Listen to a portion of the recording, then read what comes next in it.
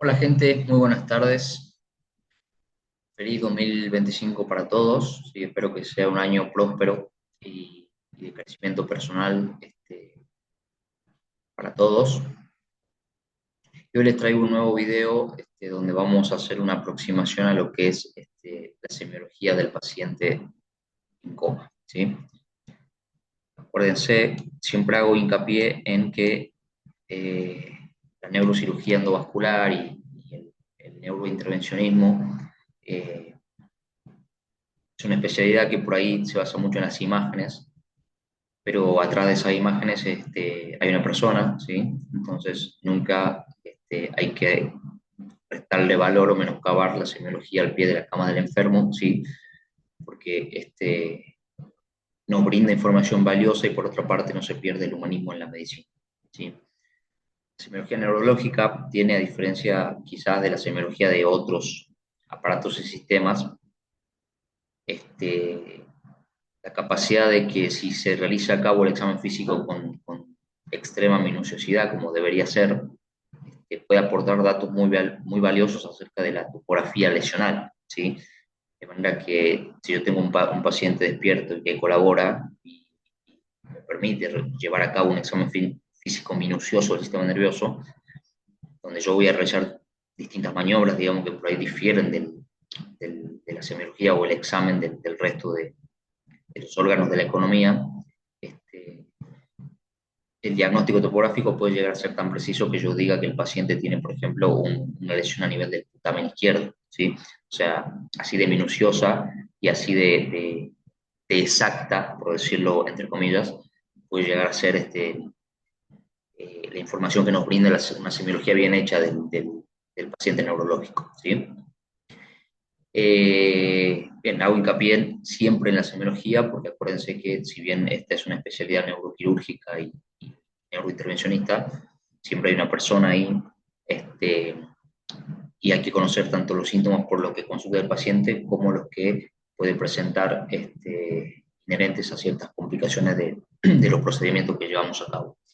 Eh, Quiero empezar esta aproximación a la semiología de la conciencia y del estado de coma diciendo que nosotros cuando vamos a realizar un examen físico del sistema nervioso podremos encontrarnos en tres contextos distintos, digamos, un paciente en coma, ¿sí? Obviamente un paciente que está dormido básicamente, no colabora y no se puede en primera instancia extraer mucha información, ahora vamos a ver que no es tan así, un paciente lúcido, orientado, que colabora con el examen, ¿sí? Que sería el mejor de los casos, digamos, para obtener la mayor cantidad de información y lo más precisa posible.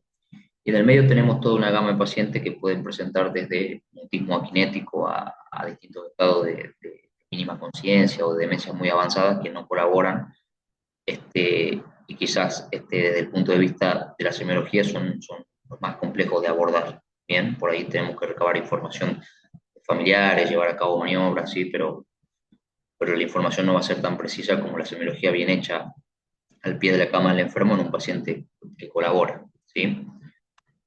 Vamos a empezar entonces.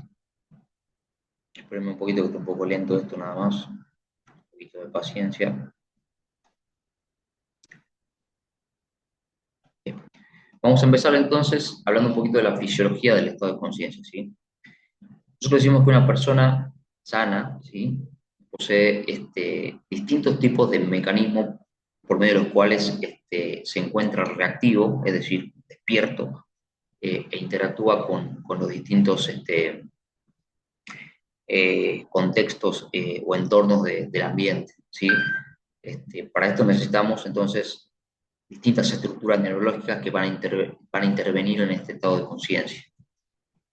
Por una parte tenemos un sistema controlador del estado de vigilia y del ciclo sueño-vigilia, digamos. Esto es un sistema neurológico que le permite al paciente estar despierto, ¿sí? Porque si el paciente está dormido, no puede interactuar con el medio y con el entorno. ¿Se entiende eso? ¿Sí? Este, entonces tenemos estructuras neurológicas relacionadas con la vigilia justamente y el estado de reactividad del paciente, que es un sistema, una columna de núcleos grises que se encuentran localizadas en el tronco del encéfalo, que se extienden desde el diencéfalo hasta los primeros segmentos medulares, atravesando prácticamente todo el tronco cerebral, ¿sí? Este sistema, que se denomina sistema reticular activador ascendente, es básicamente el que interviene justamente en que un paciente esté reactivo y despierto, y interviene regulando los ciclos de sueño-vigilia junto con distintos otros tipos de factores hormonales circadianos, por ejemplo, ¿sí? Entonces, es una función encefálica compleja que está dirigida por el sistema reticular activador ascendente, localizada, como dijimos, o se extiende desde los primeros segmentos cervicales y medulares, atravesando todo el tronco del encéfalo hasta las estructuras del diencéfalo, ¿sí? Por otra parte, el segundo componente del estado de conciencia es el contenido de la conciencia, ¿sí? Por un lado la reactividad y por otro lado el contenido de la conciencia. Para que un individuo pueda tener pleno conocimiento, digamos, de sí mismo y del entorno que lo rodea, es decir, un paciente lúcido, orientado en tiempo, espacio, lugar y persona, este, este paciente tiene que tener indemnidad de las conexiones que el SARA, este sistema que les hablaba recién de la reactividad, establece con el resto de estructuras encefálicas superiores localizadas a nivel de los hemisferios cerebrales, ¿sí? Y diferentes tipos de conexiones que se establecen también entre los hemisferios y estructuras subcorticales o transcorticales. Bien. Entonces, en cuanto a lo que es la vigilia, es decir, el estado de despierto, dijimos, tiene su sustrato anatómico en el SARA, ¿sí? Y entre sus núcleos o redes neuronales más importantes se encuentra el locus ceruleus, que está localizado a nivel del cuarto ventrículo, y que es el único núcleo del sistema nervioso que tiene la capacidad de sintetizar aminas monoaminérgicas, ¿sí? La noradrenalina precisamente, que es activadora, como sabemos, del sistema nervioso central, y por eso puede llegar a mantener al paciente despierto. Bien. Esta es una imagen de lo que sería el SARA, el sistema reticular activador ascendente. Esto es lo que yo le decía, si se extiende desde el diencéfalo en la profundidad del cerebro, atravesando todo el tronco cerebral hasta los primeros segmentos medulares, y vemos que está constituido por una columna de núcleos grises y que no es solamente una estructura única, ¿sí? Está constituida por varios núcleos, ¿sí? Cuando hablamos del ciclo sueño-vigilia, vamos a ver que el SARA también interviene en lo que es no solamente el estado de reactividad y el estado de despierto, sino también el estado de inducir el sueño, ¿sí? Para esto se vale de otros núcleos, no solamente aquellos que intervienen en la neurotransmisión, como les dije, monoaminérgica y de aminas simpático-miméticas, sino de otro tipo de neurotransmisores como son serotonina, ¿sí? Eh, lo que es la acetilcolina, ¿sí? Y lo que es el sistema GABAérgico. Bien. Y vemos que se ve influido también por factores externos, que son los relojes biológicos, es decir, como un ejemplo, los turnos rotatorios de trabajo, el jet lag, o distintos factores ambientales o claves sociales que condicionan el sueño y la vigilia, y el ciclo de luz-oscuridad, ¿sí? La oscuridad interviene también activando al SARA para que genere un estado de inducción, si se quiere, de sueño. ¿Bien? Y de los factores internos, fuera del sistema nervioso, de los más importantes es el cortisol, ¿bien? Y la melatonina, ¿sí? Porque son los que regulan el ritmo circadiano, ¿sí? Ese ritmo que hace que el paciente duerma a una determinada hora y se levante a una determinada hora, ¿sí? El reloj biológico, ¿sí? La melatonina muy relacionada con los ciclos de luz-oscuridad, y el cortisol con el eje hipotálamo-hipófiso córtico suprarrenal. Bien. Este es un esquema anatómico de un preparado anatómico de un corte sagital, ¿sí? A nivel de la línea media del cerebro, donde se ven los distintos núcleos del SARA y sus conexiones que establece con las distintas estructuras de los hemisferios cerebrales. Entonces, cuando hablamos de conciencia decimos que es el pleno conocimiento que tiene un individuo de sí mismo y del medio que lo rodea. Y lo vamos a dividir a la conciencia en dos componentes, el contenido y la reactividad. La reactividad, dijimos, es el estado despierto y que está regulada por el SARA, y el contenido son las funciones mentales superiores, ¿sí? El aprendizaje, la memoria, la capacidad de asociar ideas, taxia, fascia, praxia y los distintos tipos de gnosias, ¿bien? Y la localización es decir, el sustrato anatómico es córtico subcortical. Acá quiero hacer hincapié en algo que es muy importante, este, que todas o muchas de estas funciones mentales superiores son propias de la especie humana, ¿sí?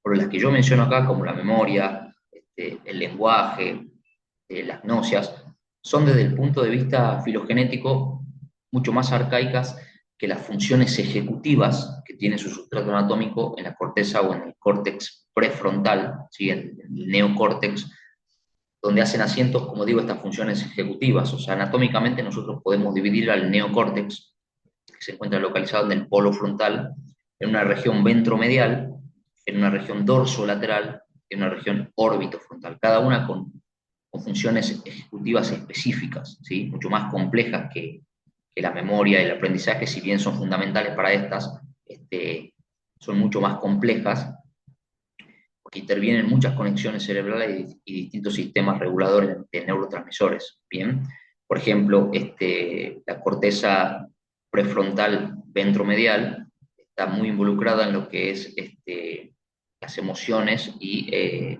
la prosodia emocional del lenguaje a través de sus conexiones con estructuras del hipotálamo, como por ejemplo la amígdala, ¿sí? En cambio, la corteza órbitofrontal tiene más relación con la memoria de trabajo, la working memory, ¿sí? Que es la que nos permite llevar a cabo tareas en el día a día, ¿bien? Y después tenemos la corteza dorsolateral que interviene más en funciones de lógica, de planeación, de ejecución, eh, cálculos matemáticos complejos, etcétera, ¿sí? Bien, entonces nosotros podemos tener distintos tipos de alteraciones del estado de conciencia, ¿sí? Que pueden ser en más o en menos. ¿Qué quiero decir en más o en menos? Si yo digo que estamos hablando de que la conciencia es la mezcla de la reactividad, es decir, el estado despierto, digamos, y el contenido de la conciencia que le permite al individuo entenderse como tal en el medio que lo rodea, podemos decir que se puede alterar el estado de conciencia en detrimento, digamos, de la reactividad, es decir, este paciente va a estar cada vez más dormido hasta llegar al coma, o puede haber estados exaltados de conciencia, ¿sí? Donde hay hiperactividad, fuga de ideas, delirios, alucinaciones, etcétera, ¿sí? Que ahora lo vamos a ir viendo de a poquito. ¿Sí? ¿Por qué digo en más? Porque son estados que se presentan distintas situaciones patológicas, como son la esquizofrenia o la intoxicación con ciertas drogas, eh, o estados maníacos y hipomaníacos en los pacientes que presentan estas patologías duales, ¿sí? Entonces vemos qué son estos estados. La obnubilación es un estado de alteración de las funciones, principalmente de la atención y de la sensopercepción. Si este es el paciente que está obnubilado, es un paciente que, por ejemplo, recibe una piña en el ring de boxeo, se levanta, ¿sí? Y el referí le está contando ahí del 1 al 10 hasta que las cabritas esas dejen de dar vuelta y el paciente vuelva a su atención y a su percepción, ¿sí? Tenemos lo que es la confusión, que es la alteración de las funciones mentales, pero acá se altera principalmente la ideación y la asociación de ideas, ¿sí? La confusión se puede dar en distintos estados delirantes o incluso distintos estados por intoxicación por ciertas drogas o estados metabólicos alterados, ¿bien? El delirium era justamente lo que le decía, el delirium generalmente tiene un sustrato más que anatómico, fisiopatológico, ligado o muy relacionado a alteraciones del metabolismo interno, ¿bien? A diferencia de la demencia que tiene un sustrato anatómico eh, en el deterioro o en la atrofia de las funciones corticales, de las áreas corticales que están relacionadas con la conciencia, ¿bien? El delirium es el desconocimiento del mundo exterior, es decir, el paciente pierde todo contacto, digamos, con la realidad y una vivencia de su mundo interior, donde predominan las ilusiones, las alucinaciones y los delirios, es decir, básicamente es un estado psicodélico que puede ser inducido por drogas, por ejemplo, como les decía, pueden ser estados patológicos derivados de alteraciones de distintos órganos o del metabolismo interno del cuerpo, ¿sí? Drogas como, por ejemplo, los derivados del ácido lisérgico, el LSD, derivado de hongos como la psilocibina, ¿sí? O fármacos de síntesis como son la ketamina. Pues, ¿bien? El estupor es como un estado previo al coma, ¿sí? Donde el paciente se encuentra con su reactividad severamente alterada, ¿bien? Y por lo tanto no puede expresar de alguna manera el contenido de la conciencia. Lo que caracteriza este estado y que lo diferencia del coma es que el estupor es un paciente que está dormido, pero que responde a estímulos enérgicos, como por ejemplo estímulos nociceptivos fuertes. ¿Sí? Tienen que ser fuertes y la característica es que el paciente abre los ojos ante estos estímulos y justamente acá viene el concepto de coma. El verdadero coma es el estado de inconsciencia con los ojos cerrados donde el paciente no responde a ningún tipo de estímulos. Ese es el paciente que se encuentra en coma. En cuanto a la etiología del coma, ¿sí? Vamos a ver que podemos dividir a los comas estructurales de los comas metabólicos. Bien, comas estructurales son los de peor pronóstico. Por eso esta clasificación es el primer factor pronóstico. Bien, dentro de los comas estructurales, es decir, donde se van a comprometer estructuras específicas del sistema nervioso, podemos encontrar lesiones focales que pueden estar situadas tanto supra como infratentoriales, y tenemos a la cabeza el ACV, ¿sí? El ACV hemorrágico, por ejemplo, la ruptura de un aneurisma de manera espontánea que produjo una hemorragia subaracnoidea, ¿sí? Con un alto grado en la escala de Fisher tomográfica y con un alto grado en la escala de Hunt y Hess, que es la escala clínica, ¿sí? De la hemorragia subaracnoidea. Los ACV isquémicos extensos, ¿sí? ¿Se acuerdan ustedes que cuando vimos la clase de imágenes en ACV podíamos ver que cuando se comprometía todo el territorio irrigado por la arteria cerebral media o infartos hemisféricos extensos podían generar un edema que desvíe la línea media y producir, por ejemplo, herniaciones de las estructuras del sistema nervioso a través de los compartimientos del líquido cefalorraquídeo, es decir, de las cisternas cerebrales, ¿sí? Como por ejemplo la herniación subfalciana, que va a producir una isquemia y compromiso de la circunvolución cingulada anterior, muy relacionada con la corteza prefrontal ventromedial y la amígdala, y la arteria cerebral anterior. Entonces el paciente va a presentar un cuadro de abulia severo que se llama mutismo aquinético, que es uno de los diagnósticos diferenciales del paciente que en coma, ¿sí? Obviamente tiene los ojos abiertos, pero también se caracteriza porque es un estado de abulia tan profundo que el paciente prácticamente no responde a estímulos, ¿sí? O lo hace mínimamente. Creo que los grandes diagnósticos diferenciales de estos estados donde el paciente no responde a estímulos, eh, el coma, por supuesto, como dije, ojos cerrados y no responde a ningún tipo de estímulos. Los grandes diagnósticos diferenciales deberían ser el mutismo aquinético, el estado vegetativo, el estado de mínima conciencia, el síndrome de enclaustramiento y los distintos tipos de afasia, ¿sí? Por supuesto, cada una con sus características que la diferencian a una de la otra, ¿bien? Los hematomas intracraneales, tumores, abscesos, hidrocefalia, todo lo que genere un aumento de la presión intracraneal. Después tenemos lo que son lesiones ya más difusas, ¿sí? Como las meningitis, las paquimeningitis o las leptomeningitis y las encefalitis. Recordemos que tenemos distintos tipos de encefalitis mediadas por agentes virales o bacterianos o inmunomediadas, ¿sí? Por ejemplo, agente viral, el herpes simple, que sabemos que produce una encefalitis temporal característica, ¿sí? Las encefalitis inmunomediadas, como por ejemplo con anticuerpos anti-NMDA. Estatus epiléptico, ¿sí? Cuando el paciente permanece mucho tiempo con un estado comicial, digamos, con periodos intercríticos muy cortos o que se mantiene en el tiempo, puede dejar al paciente en coma, ¿sí? Las encefalopatías hipertensivas, como por ejemplo son la encefalopatía, la leucoencefalopatía posterior reversible, y el PRES, que cursa con, acordémonos, hipertensión, alteración de la vista y puede llegar a crisis comiciales, ¿sí? La lesión axonal difusa que se produce por traumatismo cráneoencefálico y tiene un muy mal pronóstico, y cualquier lesión secundaria que produzca un aumento de la presión intracraneal. En cuanto a las etiologías metabólicas, a la cabeza, y que siempre hay que descartar cuando el paciente llega a la guardia, la hipoglucemia, ¿sí? Los comas diabéticos, como son la cetoacidosis diabética o el coma hiperosmolar, la uremia por insuficiencia renal, la encefalopatía hepática, la hipo o hipernatremia, la hipo o hipercalcemia y el mixedema, que ahora se ve menos, dado el tratamiento eficaz y efectivo del hipotiroidismo, ¿sí? Acordémonos que cuando un paciente tiene hiponatremia, hay que tener mucho cuidado con el manejo del sodio cuando uno corrige el sodio, porque si uno produce un shift de sodio muy rápido en ascenso, se puede producir un cuadro que se llama de mielinólisis pontina o desmielinización osmótica pontina, ¿sí? Que también lo puede dejar al paciente severamente lesionado o en coma por compromiso del SAR y las estructuras que rodean el tronco cerebral. Otras son las carenciales, ¿sí? Como el déficit de vitamina B1, donde vamos a ver, por ejemplo, la encefalopatía de Wernicke, ¿sí? Acuérdense que es una demencia asociada a oftalmoplejía o otra forma demencial pura, digamos, que es la demencia de Korsakoff, que acuérdense se caracteriza por amnesia anterógrada y fabulaciones de relleno. Cefalopatías hipóxicas, ¿sí? Donde vemos la parada cardiorrespiratoria, la insuficiencia cardíaca congestiva crónica, la insuficiencia renal crónica, distintos tipos de anemias severas, y las tóxico-inducidas, como son metales pesados, ¿sí? La encefalopatía plúmbica, por mercurio, por arsénico, etcétera, el monóxido de carbono, fármacos ni hablar, o sea, vamos desde los barbitúricos pasando por las benzodiazepinas a los opioides, el alcohol y las bacteriemias. Bien, entonces, si bien les dije que es muy difícil evaluar y establecer la topografía lesional en un paciente que está dormido y no colabora, tenemos ciertos parámetros que nos van a orientar o nos van a dar una aproximación del tipo de lesión que puede tener el paciente. ¿Sí? Entonces, este paciente que está dormido en la cama, ¿sí? Probablemente intubado y conectado a un respirador, lo que vamos a hacer es, por un lado, determinar qué nivel de alerta y conciencia tiene.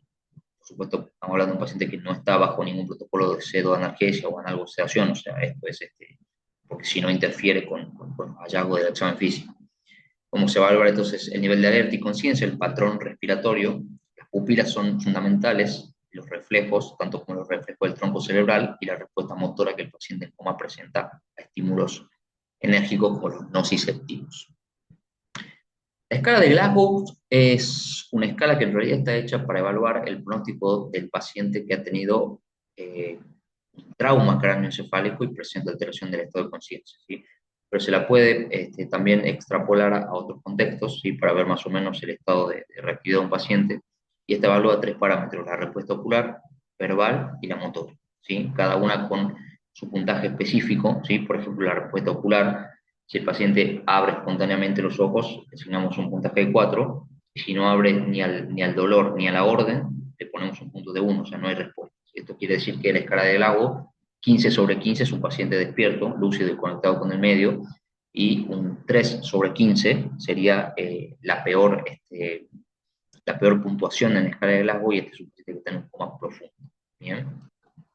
Entonces, la escala de Glasgow va de 3 a 15, 15/15 es normal, por menos de 8 ya hablamos de que el paciente está en coma, y 3/15 es un coma profundo. Bien. La respuesta ocular, ¿sí? Ser espontánea a la orden o al dolor, ¿sí? Eso es lo que va a asignar el puntaje, o que directamente no abre los ojos. En cuanto a lo verbal, vemos si el paciente obedece órdenes y no se entiende, ¿sí? Perdón, esta es la respuesta motora: si obedece órdenes motoras, si localiza el dolor ante un estímulo doloroso, si retira ante el dolor, o si adopta posiciones anómalas como la rigidez de corticación o la rigidez de descerebración. Bien, flexión y extensión respectivamente. O si no presenta ningún tipo de respuesta, que son los pacientes ya mucho más severamente comprometidos. Bien, o sea, ahí estamos viendo, es un paciente que presenta una flacidez extrema, entonces nosotros podemos inducir que tiene una lesión severa de la médula alta y del bulbo, que por eso presenta déficit del tono muscular. Seguramente si yo le abro la pupila está midriática y el paciente prácticamente está en muerte cerebral, ¿sí? O puede presentar esta rigidez de descerebración, ¿sí? Esto nos orienta a que la lesión está por debajo de los núcleos rojos del mesencéfalo y los núcleos de Dexter, es decir, de las vías rubroespinales, ¿sí? El paciente está dormido, pero yo le aplico un estímulo doloroso y el paciente adopta esta postura de flexión y pronación de los brazos con presión de la mandíbula, como un pseudo opistótono, ¿sí? ¿Por qué digo pseudo? Porque el opistótono es real, digamos, es característico del tétanos, ¿sí? O presenta esta flexión de decorticación, ¿sí? Porque hablo de decorticación, porque la lesión no compromete a los núcleos o a las vías rubroespinales, y al núcleo rojo y al núcleo de Echters, entonces es similar a la lesión o a la postura que adopta el paciente con la marcha en guadaña, por ejemplo, por lesión de la vía córtico-espinal, ¿cierto? El paciente, entonces, de arriba para abajo, decorticado, descerebrado y con lesiones severas a nivel del bulbo o de la médula. Bien, la respuesta verbal, entonces, se hacen preguntas simples: si el paciente está orientado, si contesta adecuadamente, ¿sí? Si el lenguaje es confuso, si el lenguaje es inapropiado, si emite sonidos incomprensibles, ¿sí? O si no emite ningún sonido, que es la peor respuesta. Lo que quiero aclarar de la escala de Glasgow es que, por un lado, eh, tiene sus limitaciones, porque si yo quiero evaluar, por ejemplo, la respuesta verbal en un paciente que presenta un deterioro del sensorio nuevo o agudo, pero que era un paciente que previamente era fásico, entonces yo no puedo valorar el lenguaje, es decir, no lo puedo valorar como parámetro porque el paciente ya sabemos que el lenguaje no lo tiene o está comprometido, lo mismo en un sordo, por ejemplo, ¿sí? Bien.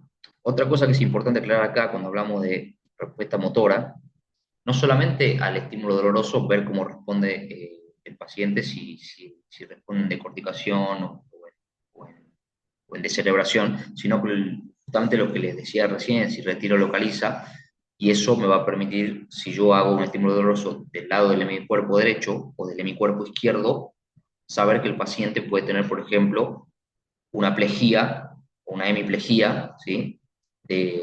O una hemiparesia, ¿sí? Porque no retira ante el dolor y si lo hace del lado contralateral. Y lo mismo la exploración del signo de Babinski me va a dar esta información de que puede haber lesión de la vía córtico-espinal este, a nivel del sistema nervioso central, ¿sí? Bien, entonces, en cuanto al patrón respiratorio, vamos a ver que el paciente en coma puede respirar de distintas maneras, ¿sí? Una de esas es esta, que es ya bien conocida por ustedes, que es la respiración de Cheyne-Stokes, que se caracteriza por apneas, ¿sí? De distintos intervalos de duración, donde el paciente después comienza a respirar progresivamente más rápido y más profundo hasta una hipernea, hipolipnea, y después desciende progresivamente el ritmo respiratorio hasta entrar en apnea, ¿sí? Esta respiración es característica de pacientes que tienen encefalopatías hipóxico-isquémicas, como la insuficiencia cardíaca, ¿sí? Pero también de lesiones diencefálicas. ¿Por qué se produce el patrón? Porque el bulbo y el centro respiratorio tienen una hiperreactividad al dióxido de carbono. Entonces, vemos que el paciente cuando está en apnea acumula dióxido de carbono, entonces inmediatamente el centro respiratorio responde hiperventilando para lavar ese dióxido de carbono y cuando lo lavo todo vuelve a estar en apnea, ¿sí? Entonces dijimos que generalmente se corresponde con lesiones del diencéfalo, ¿sí? Dije insuficiencia cardíaca, pero estamos hablando de lesiones del sistema nervioso, así que son lesiones supratentoriales o diencefálicas. Después tenemos este tipo de patrón respiratorio que es una hiperventilación neurogénica central, que corresponde a lesiones ya del mesencéfalo, ¿sí? El paciente está hiperventilado. Este patrón respiratorio que parece una respiración acidótica de Kumaul, ¿sí? Pero fíjense que no tiene la misma forma, es una respiración regular, profunda y con intervalos de apnea entre la inspiración y la expiración, se llama respiración aunéstica y es característica de las lesiones a nivel continuo, ¿sí? De la protuberancia anular o del puente de Baroli. Esto es una respiración ya, un patrón respiratorio totalmente anárquico y desorganizado y caracteriza las lesiones ya del bulbo bajo, ya con compromiso severo del centro respiratorio y próximos al paro respiratorio, ¿sí? Entonces caracteriza a lesiones ubicadas a nivel del bulbo. Respiración atáxica o de Biot se llama. El examen de las pupilas también es muy importante. Hay que entender que las pupilas, se habla de pupilas normales cuando son iguales en cuanto a tamaño, ¿sí? Entre 2 y 4 milímetros, por supuesto que presentan un hipus fisiológico que depende del estado de luminosidad del ambiente. Entonces tienen que ser iguales en cuanto a tamaño, ¿sí? Se habla de isocoria, ¿sí? Y reactivas al reflejo fotomotor, ¿sí? Iguales y reactivas. Entonces, si yo tengo este tipo de pupilas, ¿sí? Son menores de 2 milímetros, se habla de miosis, y si esta miosis se reactiva a la luz en el paciente en coma, cuando yo lo estoy explorando y le levanto los párpados, veo este tipo de pupilas, generalmente se corresponde con lesiones supratentoriales a nivel diencefálico. Bien, tienen respuesta a la luz. Cuando yo encuentro estas pupilas más dilatadas, fijas y sin respuesta a la luz, generalmente se corresponde con lesiones a nivel mesencefálico. Acuérdense que ahí están ubicados los núcleos motores del tercer par craneal, ¿sí? Del nervio oculomotor, y sus conexiones parasimpáticas que parten del núcleo de Pitcher-Westphal, ¿sí? Este produce miosis a través de los nervios ciliares cortos y largos, y vamos a ver que si el paciente obviamente no tiene miosis, más bien están intermedias o midriáticas, es porque está lesionada esa función parasimpática, ¿sí? Esta pupila corresponde a la lesión del mesencéfalo. Y estas pupilas, que ya son mióticas, pero mióticas al extremo, ¿sí? Prácticamente un puntito, y que no responden a la luz, ¿sí? Son características de lesiones protuberanciales, ¿sí? Acuérdense, pupilas puntiformes del puente, o pontinas. Y cuando el paciente tiene una arreflexia, del reflejo fotomotor con pupilas midriáticas tan dilatadas que apenas se ve el iris, ¿sí? ¿Qué es esto? Y el paciente en coma es un paciente severamente comprometido y seguramente la lesión se encuentra a nivel vulvar y el paciente, como dijimos, tiene un pronóstico muy, pero muy ominoso. Bien. Parece que el paciente puede presentar también anisocoria, es decir, dilatación de una sola pupila y no de la otra, y en ese caso, en el contexto de un paciente que presenta un rápido deterioro rostrocaudal o deterioro del sensorio, nosotros tenemos que pensar, por ejemplo, en el contexto de un hematoma extradural, que es justamente ese hematoma, si está del lado derecho, está haciendo presión y está produciendo una herniación transtentorial descendente del uncus del temporal, que presiona al tercer par y a sus núcleos, ¿sí? Entonces produce la dilatación de la pupila homolateral al hematoma, a la lesión, y además el paciente presenta, por alteración del pie del pedúnculo, compromiso de la vía córtico-espinal, entonces presenta una hemiplegia contralateral, ¿sí? Entonces encontramos un paciente en coma, donde nosotros le levantamos los párpados, tiene anisocoria, ¿sí? Yo sé que la pupila dilatada es donde está la lesión, ¿sí? Y el lado contralateral debería estar hemiparético o hemipléjico, que esto lo puedo evaluar, como ya les dije, a través del signo de Babinski o aplicando estímulos dolorosos y viendo que, por ejemplo, el lado derecho sí responde y el lado izquierdo no responde, ¿sí? Porque el déficit motor es contralateral a la pupila. Bien, entonces tenemos que evaluar en el paciente como el reflejo fotomotor, ¿sí? Se evalúa la reactividad de la luz que presenta, ¿sí? Y este es un reflejo que se integra a nivel del mesencéfalo con su vía aferente, que es el nervio óptico, y aferente, que es el tercer par.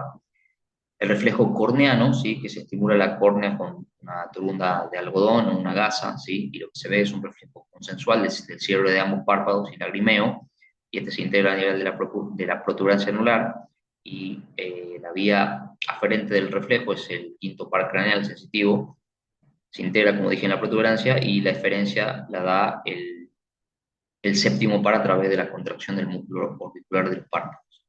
El tercer par también evalúa la función del séptimo nervio craneal a través de la maniobra de Foix, que consiste en aplicar una presión que tiene que ser fuerte, digamos, dolorosa. El paciente puede no sentir dolor porque está en coma, pero tiene que ser muy, muy enérgica. Se presiona atrás de ambas ramas ascendentes del maxilar inferior, el nervio facial, y la respuesta sería la contracción de los músculos de ambas hemicaras, ¿sí? Este, la vía, obviamente, aferente es el quinto porque estamos aplicando sensibilidad, y la vía eferente es el séptimo, y estoy evaluando la protuberancia anular. Después tenemos los reflejos oculocefálicos y oculovestibulares, que ya vamos a profundizar sobre ellos. Los oculocefálicos son los reflejos en los cuales yo, al mover la cabeza al paciente, los ojos tienden a permanecer en la posición inicial. Por ejemplo, si el paciente está acostado y yo le abro los ojos y están apuntando hacia el techo, si yo le muevo la cabeza hacia la extrema izquierda, la mirada se desvía para mantener de alguna manera el punto de fijación donde estaba, ¿sí? Si estos reflejos están ausentes por lesión a nivel del puente o del mesencéfalo, se habla del llamado signo del ojo de muñeca, donde yo gire la cabeza al paciente hacia arriba o hacia abajo, hacia la izquierda o hacia la derecha, los ojos permanecen en una posición fija acompañando la cabeza, así como si fuese precisamente un muñeco. ¿Bien? Los óculos vestibulares consisten en la aplicación de agua fría previa otoscopía para evaluar la indemnidad de la membrana timpánica, y si le aplico agua fría en el conducto auditivo externo al paciente y veo como los ojos, la mirada conjugada se desvía hacia el lado, la mirada se desvía en forma conjugada hacia el lado del oído donde yo estoy aplicando el agua fría, ¿sí? Reflejos óculo-vestibulares. Y el quinto, que es, ya evalúa pares bajos, ¿sí? Los pares bajos, acuérdense, son el noveno, el décimo, el onceavo y el doceavo, y que son pares muy importantes porque controlan ya las funciones respiratorias, y además está el bulbo raquídeo ahí, entonces son pacientes que, si tienen compromisos de estos reflejos, son los que tienen el pronóstico. Entonces, por ejemplo, yo les pongo ahí el ejemplo de un paciente intubado, donde yo podría estimular el reflejo de la tos haciendo una leve tracción del tubo, obviamente sin sacarlo, o aspirando las secreciones, el paciente debería toser, sería la respuesta. Si el paciente no presenta, es porque no presenta reflejo tusígeno. Si el paciente está más reactivo o no tiene un tubo, puedo estimular el reflejo nauseoso, y si no lo presenta es porque presenta este compromiso justamente de estos pares bajos que innervan los músculos de la faringe, de la laringe, y están situados a nivel del bulbo, ¿sí? Entonces son los pacientes que tienen peor pronóstico porque en el bulbo están los centros que controlan la respiración, la función cardíaca, es decir, la vida misma, por decirlo de alguna manera, ¿sí? Entonces, repasando, fotomotor, evaluamos encéfalo, corneano, protuberancia, el nauseoso bulbo, el óculo cefálico y el óculo vestibular son protuberancia mesencéfalo, pero más puente que mesencéfalo, ¿sí? Y el tusígeno, el bulbo. Bien. Bueno, ahora quiero hablarles un poquito de lo que es la mirada conjugada. La mirada conjugada es, si yo quiero mirar hacia la derecha, mis ojos, ambos dos, giran hacia la derecha. Eso no significa que para producir el movimiento conjugado de ambos ojos, hacia la izquierda o hacia la derecha, se contraigan los mismos músculos que mueven el globo ocular. Por ejemplo, si yo quiero llevar la mirada hacia la derecha, de mi ojo derecho se contrae el músculo recto externo, que está inervado por el sexto par craneal o nervio abducen, ¿sí? Pero mi ojo izquierdo, para girarlo a la derecha, no puedo contraer el mismo nervio y el mismo músculo porque se iría para el otro lado, ¿sí? El ser humano no tiene esa capacidad, digamos, de girar los ojos en forma divergente y para afuera. Entonces, son otros músculos los que tenés que llevarlo a la derecha, el ojo izquierdo, y son los inervados por el tercer par, recto interno, superior e inferior, oblicuo menor, ¿sí? Entonces, ¿cuáles son los mecanismos que intervienen para que se realice esa mirada conjugada y se contraigan distintos nervios a partir de la inervación de distintos, pero se contraigan distintos músculos a partir de la inervación de distintos nervios? El mecanismo de la mirada conjugada funciona de la siguiente manera, ¿sí? Imagínense que este es el tronco del encéfalo, ¿sí? Allá arriba, en la corteza cerebral, tenemos el área 8, que es el área encargada de los movimientos oculares conjugados, ¿sí? Entonces, es de allí donde baja la orden de que la mirada conjugada se desvíe a la derecha. Entonces, estas fibras que llevan esa orden a los núcleos motores que inervan los músculos del ojo y que están situados en el tronco del encéfalo, desciende. Ahí yo puse el núcleo del sexto par, quise poner, bueno, puse quinto, si es el núcleo del sexto par, y está asociado acá a una columna de núcleos grises que se llama el sistema reticular o sustancia reticular paramediana pontina, que sería el centro de la mirada conjugada en la protuberancia, si el centro de la mirada conjugada en la corteza es el área 8 de Brodmann, como dije, en el lóbulo frontal. Entonces, quiero mirar hacia la derecha. La orden baja del área 8, ¿sí? Se cruza hacia el lado contralateral y llega a inervar el sexto par. Entonces, esto activa tanto al núcleo del sexto par como a la sustancia reticular activadora pontina, y el ojo derecho de ese lado, por inervación del sexto y contracción del músculo recto externo, se va hacia la derecha. Pero ahora, ¿cómo hago que el ojo izquierdo vaya hacia la derecha? Si dijimos que interviene otro nervio que es el tercer par y está allá arriba, situado en el mesencéfalo.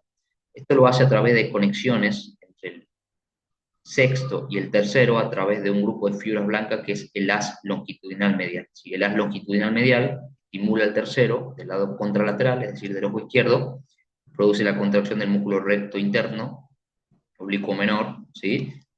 Y ese ojito se desvía hacia la derecha. Entonces, este es el mecanismo que produce la mirada conjugada. Ahora, en el paciente en coma, si yo le abro o le levanto los párpados, ¿sí? Me encuentro con que tiene desviada la mirada, o sea, tiene desviación conjugada de la mirada hacia la izquierda o hacia la derecha, ¿sí? Yo puedo inferir que la lesión es supra o infratentorial, dependiendo hacia dónde se desvíe la mirada, ¿sí? Le doy un ejemplo. Si yo tengo una lesión a nivel del área 8, ¿sí? Que es supratentorial, a nivel de la corteza cerebral, y es la que estimula, si fuese en este caso, como estamos viendo, del lado izquierdo, es la que estimula la mirada conjugada hacia la derecha. Yo tengo lesión de esas vías. Como no pueden hacer que el ojo o la mirada conjugada se desvíe hacia la derecha, la mirada forzosamente se ve traccionada hacia la izquierda por las vías sanas contralaterales. Bien, entonces, la mirada conjugada se desvía hacia donde está la lesión. Si la lesión está en el hemisferio cerebral izquierdo, supratentorialmente la mirada se desvía hacia el mismo lado de donde se encuentra la lesión. Bien, a diferencia de lo que pasa en las lesiones infratentoriales, si yo tengo una lesión que me compromete al núcleo del sexto par, que es el que va a llevar el ojo derecho a la derecha, y a través de sus conexiones con el haz longitudinal medial, que es este, ¿sí? Y estímulo el tercero del otro ojo. Si yo tengo lesión de esto, no voy a poder girar la mirada a la derecha y tampoco voy a poder ordenarle al tercero, a través del haz longitudinal medial, que gire el otro ojo también a la derecha. Entonces, cuando hay lesión de la sustancia paranamediana pontina y del núcleo del sexto par derecho, la mirada se desvía forzosamente por las vías sanas hacia el lado contralateral a la lesión, ¿sí? Diferente a lo que pasaba en las lesiones supratentoriales, donde la mirada se desvía hacia donde está la lesión. En las lesiones infratentoriales, la mirada se desvía hacia el lado contralateral a la lesión. Concepto muy importante y un aforismo para recordarlo es: al de arriba lo miran todos, al de abajo no lo mira nadie. ¿Bien? Bien.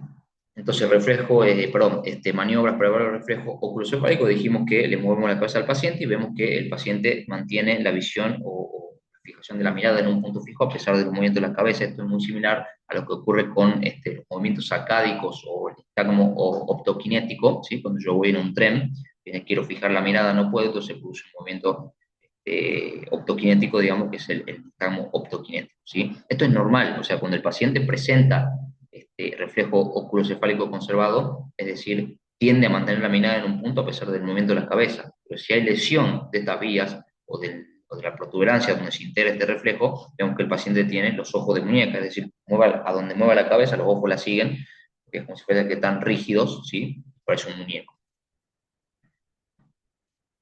Los óculos vestibulares es algo parecido, pero lo que hago es estimular la membrana timpánica, ¿sí? Por las conexiones entre en las vías vestibulares y las vías de los movimientos oculares. Estimulo la membrana timpánica a través del conducto auditivo externo, inyectando agua fría, ¿sí? Y veo cómo los ojos se desvían hacia el agua fría. Es el reflejo normal, ¿sí? Si los ojos permanecen tiesos, como en el ojo de muñeca, es porque hay lesión de la protuberancia. Bien.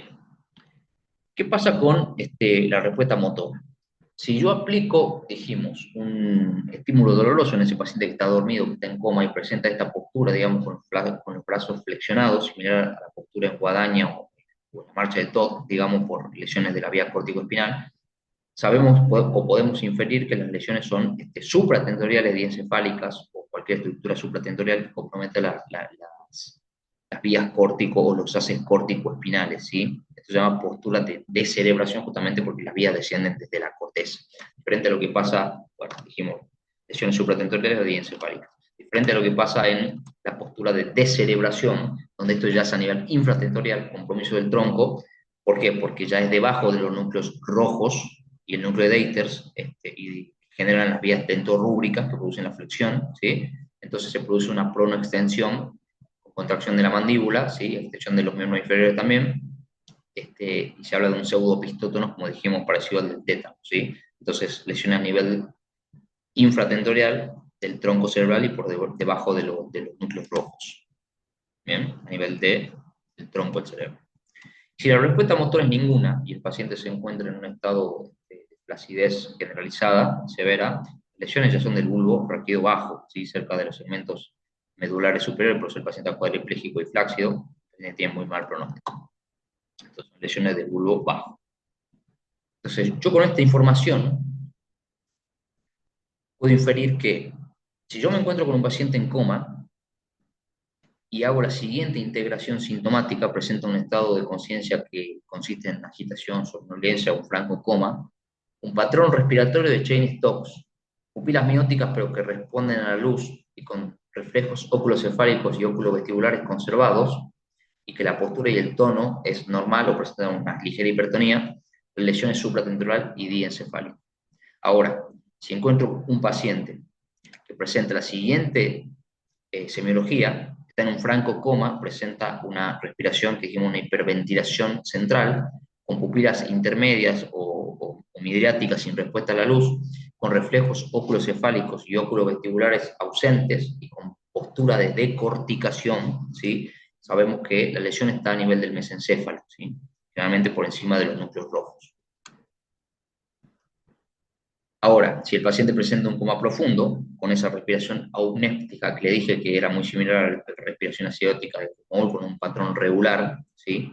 De inspiraciones profundas, seguido de cortos periodos de apnea, con expiraciones profundas, seguido de cortos eh, periodos de apnea y que se repite en forma periódica y regular, presenta pupilas puntiformes, acuérdense, puntiformes pontinas, ¿sí? Mióticas, acá dice con respuesta a la luz, sin respuesta a la luz, ¿sí? Está mal escrito ahí, perdón. Con reflejos oculocefálicos y oculovestibulares ausentes y postura de descerebración, porque la lesión ya está por debajo de los núcleos rojos, es decir, debajo del mesencéfalo, estamos diciendo que es un paciente que tiene lesión de la protuberancia anular o el puente bárbaro. Ahora, si encontramos un paciente que se encuentra en un coma profundo, con una respiración totalmente irregular, anárquica, ¿sí? Que es la respiración atáxica de Biot, presenta unas pupilas tan dilatadas y midriáticas sin respuesta a la luz que prácticamente no se ve el iris, ¿sí? Que presenta reflejos oculocefálicos y oculovestibulares ausentes, es decir, el ojo de muñeca, una postura de flacidez extrema, es un paciente que prácticamente ya está en muerte cerebral, y esto se debe a la lesión del núcleo bajo y de perdón, del bulbo bajo y de los primeros segmentos medulares. Acuérdense que allí se encuentran los núcleos que controlan la respiración, la función cardiovascular, es decir, donde básicamente radica el sustrato de la vida del individuo. Bien, entonces, integración sintomática. Si el paciente presenta hipertonía con pupilas normales y respiración sin stop, presión supratentorial y encefálica. Si el paciente presenta postura de decorticación con pupilas intermedias, reflejo fotomotor lento, ¿sí? Con una hiperventilación, la lesión está situada a nivel del mesencéfalo. Si el paciente presenta una postura de descerebración con pupilas mióticas puntiformes, por ser puntiformes pontinas, ¿sí? Y reactivas, con una respiración aunéptica, dijimos que la lesión es de la protuberancia anular. Si el paciente presenta una respuesta motora que consiste en una flacidez extrema, es decir, no hay respuesta motora, pupilas midriáticas, gigantes y reactivas, y respiraciones totalmente irregulares y anárquicas, como la respiración atáxica de Biot, las lesiones bien bajas en el tronco del encéfalo y son los pacientes que presentan peor pronóstico y ya están prácticamente en muerte cerebral, ¿sí? Algo que les quería decir antes de terminar esta clase es que cuando yo les hablé de las herniaciones uncales transtentoriales por aumento de la presión en un lado del cerebro, el lado derecho o el lado izquierdo, el paciente va a presentar una dilatación de la pupila del lado homolateral a la lesión. Acuérdense, porque ahí es donde se hernia el uncus del hipocampo a través del tentorio, ¿sí? Y comprime las fibras y los núcleos del tercer par. Entonces la pupila es homolateral a la lesión, pero el déficit motor por compromiso del pie del pedúnculo y la vía corticoespinal es contralateral, porque acuérdense que esta vía se decusa, ¿sí? Entonces es contralateral. Pero podemos encontrar que el paciente presente un déficit motor bilateral, o sea, no solamente de un hemicuerpo, sino de los dos, y esto pasa generalmente cuando el uncus se ha herniado tanto y genera tanto presión en el tronco que lo empuja y el borde libre de la tienda del cerebelo choca con la mitad del mesencéfalo que no está siendo comprimida, pero ahora ya está siendo comprimida por el borde libre de la tienda del cerebelo. Entonces en su caso el paciente presenta un déficit motor de ambos hemicuerpos asociado a la pupila. Eso ya dificulta un poco el diagnóstico de localización, que es la idea de la semiología del sistema nervioso, ¿sí? Bueno, con esto termino. Nada, darles las gracias. Espero verlos pronto con un próximo video, ¿sí? Sorprenderlos, ¿sí? Puede ser semiología, puede ser cualquier área de las neurociencias, neurocirugía intervencionista, materiales, simulación, lo que fuese. Así que ya vamos a ir hablando, ¿sí? Espero que estén muy bien. Como siempre, cierro con esta foto que es el grupo con el que yo me formé, digamos, en el Instituto ENERI, del doctor Pedro Lilic, referente a nivel mundial de la neurocirugía endovascular y pionero acá en Argentina. Tuve la suerte de formarme con estas hermosas personas, ¿sí? Y grandes neurocirujanos. Así que nada, solamente darle las gracias y nos vemos pronto. Chao, gente.